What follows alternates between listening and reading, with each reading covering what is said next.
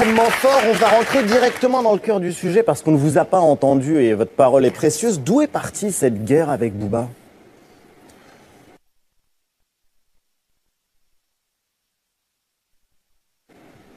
Il paraît que c'est de votre faute, hein. Moi j'ai lu. Hein. Mais je sais pas, j'étais pas là.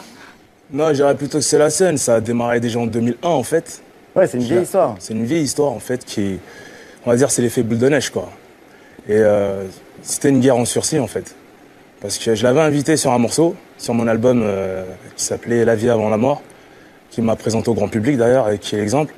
Et on a enregistré le morceau et puis il l'a fait annuler par la suite. Parce qu'il m'a mis au milieu d'un business contractuel avec ma maison de disques. Ouais. Ah oui. S'il voulait que le morceau sorte, il serait sorti. Parce que Booba, c'était l'artiste phare de son label. Puis à partir de là, il m'a pas respecté, quoi. Et la guerre froide est devenue une guerre chaude. Alors pour ceux qui auraient raté quelques-uns des épisodes précédents, Booba a sorti un morceau Wesh Morey où il critiquait plusieurs rappeurs. Et vous avez répliqué avec Wesh Zoulette, ce qui était très drôle et ça donnait ça. Tu prends tes clics, tu niques ta mère, tu fermes ta gueule, tu dis de la merde. On s'en bat les couilles, un tout tonne, tout cette thug life, all eyes on me. Super gonflé d'en haut, subhanallah. Jambes de coca, ni robeux, ni les gros, le plus gros mytho de l'époque. J'ai appris ton son, je l'ai customisé. Prof ton trous-ni, classico. Il y a un côté, vous l'avouez vous-même, qui est assez drôle quand même dans l'affrontement, dans ces morceaux interposés, ou ça vous fait pas du tout rire ? Ouais, un côté moqueur, mais perso, je suis sincère dans mes paroles. Je pense vraiment ce que je dis. Vous pensez vraiment ce que vous dites ? Ah ouais, clairement. Parce que ça fait rire dans les cours de récré, partout, ça fait rire même des gens qui sont plus Non, âgés j'imagine que les dans collégiens. l'extérieur, on doit trouver ça limite enfantin. Ouais, parce que les vidéos, elles sont hyper divertissantes. 3 millions de vues en une semaine à chaque fois qu'il y en a un d'entre vous qui met une musique en ligne et qui clash l'autre. 3 millions de vues, il y a des rumeurs qu'il y a des achats de vues sur Internet. Des achats de vues, ça Ça existe. fait moins de vues existe, que ouais. ça alors, c'est ça ? Bon, je sais pas ce que ça vaut réellement, mais. Mais je le sais match que- de boxe, il serait pas mal vu, non? Bah, C'était écoutez, prévu à un moment, non? Bah ça, j'ai trouvé ça très ridicule. Ouais. Pour moi, c'était.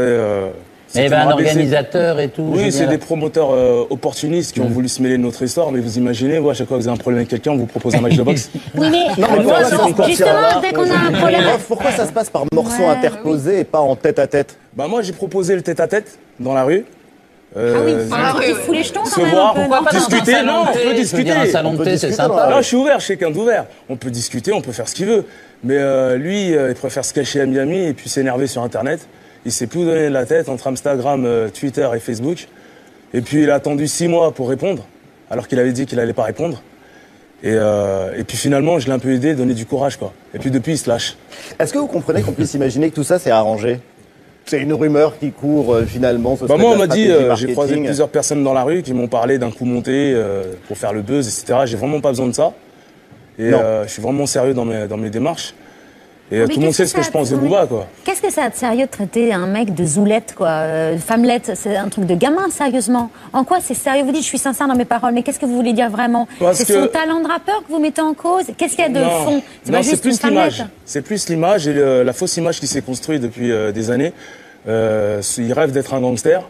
Et puis, du coup, il a faussé un peu L'image du rap, hein. le principe du rap français, qui était de faire de la bonne musique avec la plume.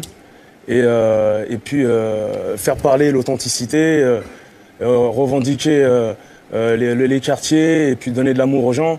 Lui, non, lui, c'est plus moi j'ai ci, toi tu n'as pas ça. Moi je suis riche, toi t'es pauvre. Il dénigre Ouais. les pauvres. Il est hautain. Et Vous puis pourriez vous en ficher. voilà, il respecte pas les femmes non plus. Vous pourriez vous en ficher de, Ah, il de respecte ces pas les chansons, femmes. si elles sont de moins bonne qualité, si elles sont... Oui, je pourrais ne pas calculer. À la base, il y a de la place pour tout le monde.